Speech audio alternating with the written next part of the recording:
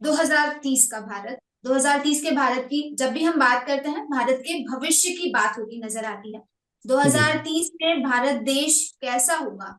भारत देश की तस्वीर पर एक सवाल उठते नजर आता है। भारत देश को कई लक्ष्य मिले हैं, करीब 17 सतत विकास लक्ष्य मिले हैं भारत देश को, जो 2030 तक हासिल करना है। इसमें से तीन मुख्य लक्ष्यों पर हम अक्सर हमारे इस खास कार्यक्रम में चर्चा करते हैं: शून्य गरीबी, शून्य भुखमरी और बेहतर शिक्षा।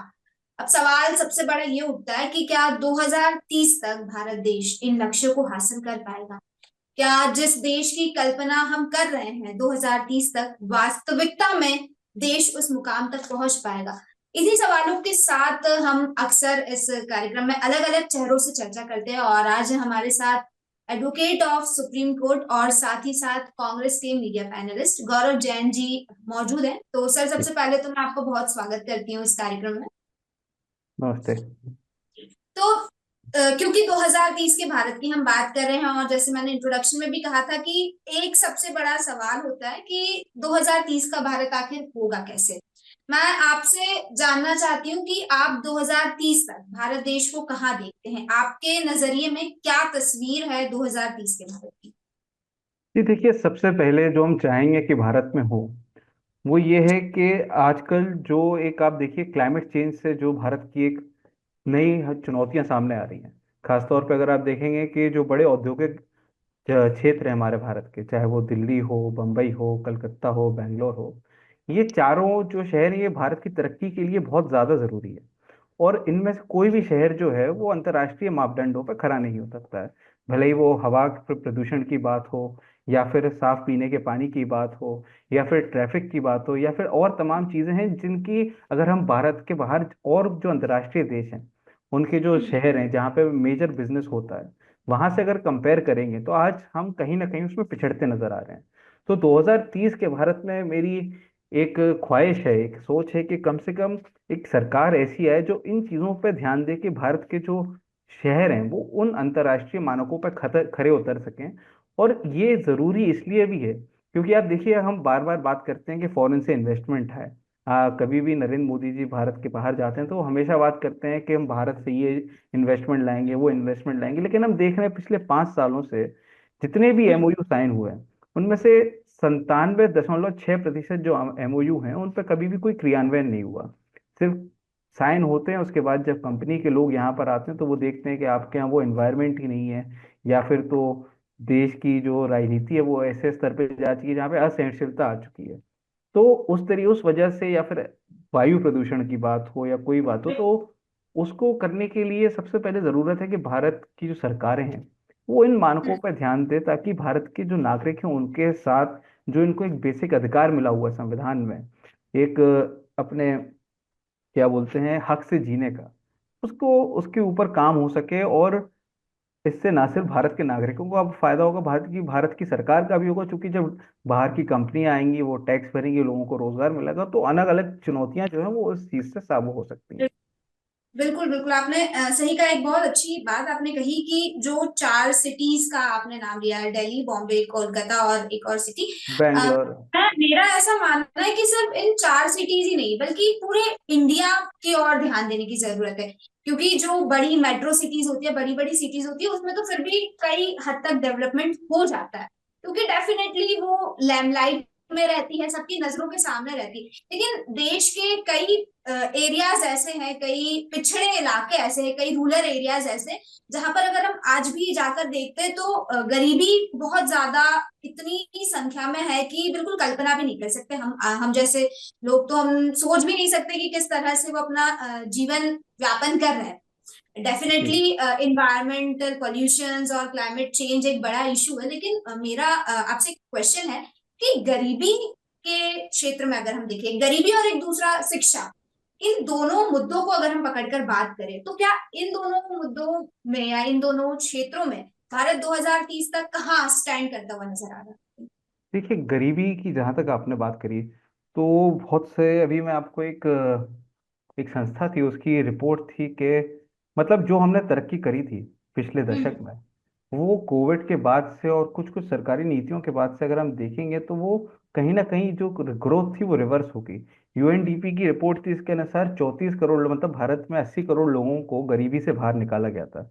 लेकिन वही हम यूएनडीपी की रिपोर्ट अगर पढ़ें 2022 या 2023 की थी, तो उसमें था कि 34 करोड़ लोग जो हैं वो वापस से पिछले 5 सालों में गरीबी में ढकेल दिए गए। तो हम्म। हमें ऐसी सरकारी पॉलिसीज बनानी पड़ेंगी कि जो पॉवर्टी एलिवेशन है, जैसे आप देखेंगे कि आज जो पुअर रिच डिस्पैरिटी है, गरीब और हाँ। अमीर के बीच का जो फासला है वो निरंतर बढ़ता जा रहा है। जो भारत के संसाधन हैं वो चंद प्रतिशत लोगों के हाथ में संचयित होते जा रहे हैं, और जो गरीब के हाथ में जो पहले जमीन थी, या पहले जो उसके पास अधिकार थे, पहले जो उसकी संपत्ति थी, वो कहीं ना कहीं कम होती जा रही है, डिमिनिश होती जा रही है। तो हम देख रहे हैं कि गांव में, खासतौर पर मैं बुंदेलखंड से आता हूँ, तो यहाँ पर जी। बहुत सालों से एक ट्रेंड चल रहा है कि जो किसान होता था, छोटा किसान होता था, एक तो हम्म। वो वैसे ही क्लाइमेट चेंज और बाकी चीज़ों के वजह से यहाँ पर भुखमरी की कगार पे था। उसके बाद हमने देखा कि वो किसान जो है वो मजबूर होकर अब अपनी ज़मीन बेच के, एक तरीके से जो फार्मर था वो लैंडलेस लेबर होके बाहर के शहरों में काम करने के लिए मजबूर है। तो गरीबी हम्म। को मिटाने के लिए सबसे पहले जो सरकारी काम होने चाहिए और जो बाकी अन्य संस्थाओं के द्वारा काम होने चाहिए, वो ये था कि आप जहाँ पर रह रहे हैं वहीं पर रोजगार जो है आपको मुहैया कराया जाए। उस क्षेत्र में नरेगा एक बहुत अच्छा कदम था, एक बहुत सराहनीय कदम था, जिसके द्वारा एक गारंटी आपको दी गई थी। विश्व में पहली बार एक ऐसी नीति थी जिसके द्वारा लोग जहाँ पर रहते हैं वहां पर उनको काम करने की और एक गारंटी थी कि आपके पास ये जॉब कार्ड है तो आपको 100 दिन का रोजगार जरूर मिलेगा। आज हम देख रहे हैं कि पिछले 3 बार से बजट में नरेगा का जो फंड है वो निरंतर स्टैग्नेंट है, उसमें कोई भी हम्म। वृद्धि नहीं है। जबकि हमने देखा कि किस प्रकार से कोविड के दौरान नरेगा एक बहुत महत्वपूर्ण स्कीम थी जिसने लोगों को, गांव के लोगों को खासतौर पर, गरीबी में जाने से बचाया था। तो हम चाहेंगे कि सरकार ऐसी ही नीतियां लाए ताकि लोगों का जो मास माइग्रेशन हो रहा है, जो अर्बनाइजेशन की मैंने बात करी कि लोग जो हैं बाहर के शहरों की तरफ जाने की जो प्रवृत्ति है, हम्म। उस पर वो बंद होना चाहिए। क्योंकि बाहर के शहरों में जब लोग जाते हैं तो वहाँ का इंफ्रास्ट्रक्चर अभी इतना रेडी नहीं है कि वो इतने इन्फ्लक्स को झेल सके। तो लोगों को वो जहाँ रहते हैं वहीं पर उन्हें रोजगार मिले। लघु उद्योग जो है खासतौर पर, उनको किसी ना किसी तरीके से सरकार को प्रमोट करना चाहिए। इसमें जैसे one district one product UP में चल रहा है, वो एक सही दिशा में कदम है कि जो लोग हैं एक एक डिस्ट्रिक्ट को एक एक काम दे दिया कि वहाँ के लोग उस चीज़ को हम्म। स्पेशलाइज करके जहाँ पर हो सके वहाँ लघु उद्योग लगाएं। तो ऐसे ही जी। स्कीमें लानी चाहिए जिससे लोगों का फायदा जहाँ पर वो रह रहे हैं वहीं पर रह के हो सके। और इसी से अगर वो अपने, मतलब चूंकि एक चीज़ और होती है कि हमारे यहाँ जैसे बुंदेलखंड में काफ़ी सारी पुराने लोक उद्योग हैं, जैसे हम्म। अपने साड़ी का हो गया, या रानीपुर में होता था वहाँ पे। उसके बाद और कई जगह बांस के हमारे आइटम बनते, तो इन चीज़ों को प्रमोट करा जाए तो वहीं के लोगों को रोजगार मिलेगा और वहाँ से जो पलायन है वो रुकेगा। तो इसी प्रकार से अगर इन स्कीमों पर आगे बढ़ते जाएं तो 2030 तक मेरे हिसाब से जो मास माइग्रेशन है वो कम होगा, और लोगों को बाहर दूसरों के ऊपर आश्रित नहीं होगा, स्वरोजगार वो पैदा करेंगे। सर, यूपी के एक स्कीम की अभी आपने बात की, वन डिस्ट्रिक्ट वन प्रोडक्ट। आपने तारीफ की उस स्कीम की कि उस तरह की स्कीम्स पूरे इंडिया में आनी चाहिए। हालांकि यूपी गवर्नमेंट का एक और कैंपेन अभी चल रहा है कि 2025 के एंड तक जीरो पावर्टी स्टेट बनाने का कैंपेन चल रहा है, लक्ष्य लेकर चल रहे हैं वो लोग। आपने एक स्कीम की उनकी तारीफ भी कर दी, तो आपका विचार मैं जानना चाहती हूँ इस जीरो पावर्टी कैंपेन के ऊपर कि क्या 2025 तक यूपी की सिचुएशन ऐसी हो जाएगी कि पावर्टी एकदम खत्म हो जाएगी? क्या जो गवर्नमेंट काम कर रही है इस डायरेक्शन में, क्या वो सही डायरेक्शन में जा रही है? देखिए, उनकी बात यह है कि यूपी सरकार की नीयत और नियति में फर्क है। बात यह है कि वो, यूपी में होता क्या है कि आप एक स्कीम बनाते हैं, उसका हम्म। एडवर्टीजमेंट बहुत ज्यादा हो जाता है, लेकिन धरातल पे जो काम होना चाहिए वो उस तरीके से नहीं हो पाता जिस तरीके से उसका एडवर्टीजमेंट होता है। जैसे मैं आपको बताऊं कि हमारे झांसी में ही यहाँ पर डिफेंस कॉरिडोर की बात हुई थी। बहुत बड़े हम्म। बड़े यहाँ पे नजीम मोदी जी आए, उनने फीता काटे, ये करे। लेकिन 5 साल पहले जो 2018 में बन के तैयार हो गया था, आज शायद 6 साल हो गए हैं, उसके बाद 6 साल में वहां पर तोप का गोला बनाने की बात करते थे, आज वहां पर सुई भी नहीं बन रही। तो बात यह है कि हमें सरकारों को रिस्पॉन्स, मतलब उनको वो बनाना चाहिए कि उनसे निरंतर हमें पूछना चाहिए कि आपने इतना इन्वेस्ट करा है तो उस इन्वेस्टमेंट का रिटर्न क्या आ रहा है। अब जैसे यहाँ पर बोला था कि इतने 1.5 लाख लोगों को रोजगार दिया जाएगा, इतना करा जाएगा, लेकिन आज जमीन पर कुछ नहीं हुआ। तो सरकार जो स्कीमें बना रही है हम उसकी सराहना करते हैं, लेकिन उस स्कीमों का क्रियान्वयन होना चाहिए, और इस क्रियान्वयन कराने का जो कर्तव्य है वो भी सरकार का ही है। तो अगर जो सरकार बोलती है वो सच में कराए तो बहुत अच्छा हो जाएगा। जैसे यूपी ने बोला था कि अगर सरकार कुछ नहीं कर रही है, चलिए मान लीजिए कि सरकार कुछ नहीं कर रही है, ठीक तरह से काम नहीं कर रही है, तो ऑपोजिशन का एक बहुत बड़ा रोल होता है ना, क्योंकि we are in a democratic country. Opposition का एक बहुत बड़ा रोल होता है कि वो अपोज करे प्रॉपरली। कहीं ना हम्म। कहीं क्या ऑपोजिशन ठीक तरह से अपोज नहीं कर पा रहा है, इस वजह से सत्ताधारी पार्टी ठीक तरह से काम नहीं कर रही है, क्योंकि डर है नहीं, हम्म। जाहिर तौर पर। नहीं देखिए, अपोजिशन अपोज करता है, और बात यह है कि जो मेन प्रॉब्लम है वो ये है कि राजनीति जो है आज के वक्त में, खासतौर पे यूपी में, वो फैक्ट्स की जगह रेटोरिक्स पर काम करने लग गई है। अगर आप दो खबरें चलाएं, जैसे आप मीडिया से हैं, अगर आप दो खबरें चलाएं और एक में आप फैक्चुअल डिबेट पे बात करें और एक में अगर आप भावनात्मक भावनात्मक मुद्दों पे बात करें, तो जाहिर तौर पे आपकी जो व्यूअरशिप है वो भावनात्मक मुद्दे वाले बहस में ज्यादा आएगी और फैक्ट्स वाली चीजों पे कम आएगी। तो यही कारण है कि जाने अनजाने लोग भी हैं वो अपना नुकसान कर रहे हैं। जब हमें बात करनी चाहिए इकॉनमी की, कि अगर योगी आदित्यनाथ ने बोला था कि हम 1 ट्रिलियन की इकॉनमी बनाएंगे और यूपी जो है वो इतना बड़ा स्टेट बनेगा, तो उस वादे का क्या हुआ? 1 ट्रिलियन की इकॉनमी क्या उत्तर प्रदेश बन गया? आपने इतने एमओयू साइन करे थे, गाजियाबाद में आपने बिजनेस समिट करी थी, उनका क्या हुआ? तो अकाउंटेबल होना सरकार को एक तो खुद भी होना चाहिए, और जो विपक्ष है उसको भी ये मुद्दे उठाने चाहिए। बहुत सारी चीजें आ जाती हैं मुद्दे से, अगर हम भटक जाएंगे तो हम अभी कुंभ का भी उदाहरण दे सकते हैं, बिल्कुल।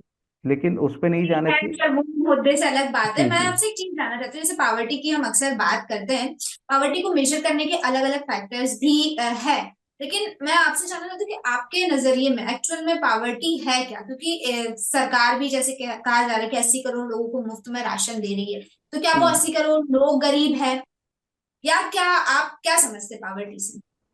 देखिए, पॉवर्टी का अर्थ है कि एक इंसान जो है वो अगर हम्म। अपनी डिग्निटी से नहीं जी पा रहा तो वो पॉवर्टी में है। डिग्निटी से जीने का अर्थ है कि वो अच्छा खा पाए, अच्छा पी पाए, अच्छे स्कूल में अपने बच्चों को पढ़ा पाए, अच्छी स्वास्थ्य और शिक्षा की उसके पास व्यवस्था हो, और डिग्निटी से जीने का उसके पास अधिकार हो। अगर ये सारी चीजें हैं तो वो व्यक्ति जो है वो पॉवर्टी में नहीं है। लेकिन आज हम देख रहे हैं कि एक बहुत बड़ा तबका जो है वो इन सब चीजों से वंचित है। चाहे वो शिक्षा की बात हो, चाहे वो स्वास्थ्य की बात हो। शिक्षा की आपने बात करी, अब देखिए, पहले सरकारी संस्थानों पे सरकारें जो होती थी काफी इन्वेस्ट करती थी, लेकिन आज हम देख रहे हैं जैसे आईआईटी जो थी, आईआईटी सरकारी संस्था है, पिछले 3 साल में आईआईटी की जो फीस है वो 4 गुना बढ़ा दी गई है। भले ही वो 50,000 से 4 लाख 2 लाख कर दी हो, लेकिन जो गांव गरीब तबके का आदमी है उसके लिए ये बहुत बड़ा फर्क है। तो सरकार जितना ज्यादा सरकारी संस्थाओं में इन्वेस्ट करे, रादर देन कि सरकारी संस्थाओं को डिसॉल्व करके उनके एसेट्स बेचे, उतना बेहतर होगा। क्योंकि हम जिस ट्रेड पे भी चलने की कोशिश कर रहे हैं, सरकारें कई बार जब आती हैं तो इकोनॉमिक पॉलिसीज अपनी बदलती हैं। अभी की सरकार को एक न्यू लिबरल तौर पे वो चाह रहे हैं, उसे लग रहा है कि हम अमेरिका की तरह यहाँ पे सब कुछ प्राइवेटाइज कर दें। लेकिन भारत चूंकि इतना बड़ा देश है और इतनी विविधताओं का देश है कि वहां पर इस तरीके से आप काम कर नहीं सकते कि आप संस्था जो शिक्षा है वो भी आप आउटसोर्स कर दें, आपका स्वास्थ्य उसको भी आउटसोर्स कर दें। तो उसको टैप करके जो पुराना हमारा इंफ्रास्ट्रक्चर ऑलरेडी बना हुआ है उसको हम्म। हमें बचा के रखने की जरूरत है, वरना वही होगा कि आप समझिए बीएसएनएल जो था वो एक वक्त पे सबसे बड़ा टेलीकॉम कंपनी थी, लेकिन आज वो पूरी तरीके से खत्म हो गया। इसी प्रकार से जो हमारे पुराने संस्थाएं हैं, चाहे वो हम्म। एम्स हो गया या फिर सरकारी मेडिकल कॉलेज हो गए या फिर और तमाम सरकारी संस्थाएं, रेलवेज हो गई और चीजें, अगर हम उनको लगातार प्राइवेटाइज करते जाएंगे तो उससे जनता का ही नुकसान होगा। तो अगर पॉवर्टी हमें खत्म करनी है तो जो सरकारी सेक्टर है उसको बढ़ाना पड़ेगा और लोगों को रोजगार देना पड़ेगा। बिल्कुल बिल्कुल, इस चीज से मैं एकदम अग्री करती हूँ कि कहीं ना कहीं रोजगार जो है वो एक बड़ा रोल प्ले करता है पावर्टी इराडिकेट करने में। और रोजगार देना ठीक है, एक स्टेप हो सकता है, लेकिन मैं दूसरी चीज ये भी मानती हूँ कि एजुकेशन भी सही तरह से मिलना बिल्कुल बिल्कुल चाहिए। बिल्कुल। ये हाँ, ये चीज बहुत देखने में आ रही है कि माँ बाप अपने बच्चों को ना पैसे होते हुए भी अच्छे अच्छे स्कूल्स और कॉलेज में पढ़ाते हैं स्ट्रगल करके, लेकिन जब कॉलेज से बाहर निकलता है बच्चा तो उसके बाद उसके पास जॉब अपॉर्चुनिटी नहीं है, वही 20-25 हजार की नौकरी के लिए स्ट्रगल करता रहता है। जी बिल्कुल। तो दिक्कत वही है, मतलब आप समझिए, जैसे मैं सरकारी स्कूल में पढ़ा, मैं आर्मी स्कूल में पढ़ा, केवी में पढ़ा। तो एक वक्त होता था कि हर व्यक्ति जो होता था वो चाहता था कि बच्चे जो हों सरकारी स्कूल में पढ़ें, सरकारी स्कूल में पढ़ना एक शान की बात होती थी। लेकिन आज हम देख रहे हैं जो ट्रेंड है वो उसका एकदम उल्टा है। अगर आप सरकारी स्कूल में पढ़ रहे हैं तो मतलब आपको लोग सोसाइटी में ऐसे देखते हैं कि पता नहीं क्या। तो उन चीज़ों को बिल्कुल। उनको सुधारने की ज़रूरत है। और जहाँ तक रही नौकरी की बात, तो हम्म। नौकरी देखिए अभी एक टाइम आएगा जब एआई और ऑटोमेशन पे सब लोग जाने लगेंगे। तो उससे निपटने के लिए सरकार को एक ऐसा इंफ्रास्ट्रक्चर बनाना चाहिए ताकि लोग जो हैं वो खुद अपने आप को, अगर आप नौकरी नहीं दे पा रहे तो ऐसे अवसर पैदा करें कि लोग स्वरोजगार की ओर आगे बढ़ सकें, छोटी बिल्कुल। छोटी अपने आप को रोजगार दे सकें, खुद को दें और दूसरों को दें। तो उसके लिए स्टार्टअप्स हो गए या इन ये सारी चीज़ें हो गई, उसको प्रमोट करना बहुत ज़रूरी है। और प्रमोशन का अर्थ सिर्फ बड़े बड़े इंस्टाग्राम पे रील चलाना और ये नहीं, एक्चुअल में धरातल पे काम होगा तो मेरे हिसाब से लोगों को भी फायदा होगा, भारत की इकोनॉमी को भी फायदा होगा। बिल्कुल बिल्कुल। सर, एक आखिर सवाल मैं आपसे करना चाहती हूँ, एक बहुत इंपॉर्टेंट क्वेश्चन है ये। डेफिनेटली सरकार की जिम्मेदारी है कि सही तरीके से स्कीम्स लाई जाए, सही तरीके से काम किया जाए और ग्राउंड पर धरातल पर उतरकर काम किया जाए और उसका इफेक्ट भी देखने को मिले। लेकिन कहीं ना कहीं 2030 का जो भारत है, या फिर मैं कहूँ कि जो भारत देश है, वो सिर्फ सरकार का नहीं है। तो हम हम्म। पूरी की पूरी जिम्मेदारी ही सरकार के ऊपर नहीं डाल सकते, या फिर यूं कहें कि सरकार के ऊपर छोड़ नहीं सकते। ये हम सबकी जिम्मेदारी है। तो मैं आपसे जानना चाहूंगी कि कोई ऐसा मैसेज जो आप अपनी थ्रू हमारी ऑडियंस को देना चाहें। जी देखिए, मैसेज तो मैं यही दूंगा कि आपके जो भी 5 साल हैं 6 साल है, भारत के पास एक बहुत बड़ा इम्पेटस है डेमोग्राफी हम्म। के हिसाब से। क्योंकि हमारे पास जो भी यंग वर्कफोर्स है वो 2035 तक रहेगी, जब भारत के पास एक बहुत बड़ी तादाद होगी काम करने वाले युवाओं की, जो किसी भी फील्ड में जा सकते हैं, कहीं पे भी जा सकते हैं। तो ये जो एक पुश है जो चीन को करीब 1980 लेट 1980s और अर्ली 1990s में मिला था, जिसके बाद जो चीन एकदम उभर के आया था, वो हम्म। अपॉर्चुनिटी डेमोग्राफिक्स के हिसाब से भारत के पास है। तो हमें इस अपॉर्चुनिटी को छोड़ना भी नहीं है किसी भी तरीके से। हमें उन मुद्दों पे बात करनी है जिससे हमारा फायदा हो, रोजगार पे बात करनी है, शिक्षा पे बात करनी है, और क्या बोलते हैं स्वास्थ्य पे बात करनी है। बाकी जो भावनात्मक मुद्दे हैं, जितने भी लोग सुन रहे हैं उनको बस यही है कि भावनात्मक मुद्दे छोड़कर उन मुद्दों पे बात करें जिससे देश की प्रगति हो, हमारी तरक्की हो और एक प्रगतिशील समाज की ओर हम लोग अग्रसर हो सकें।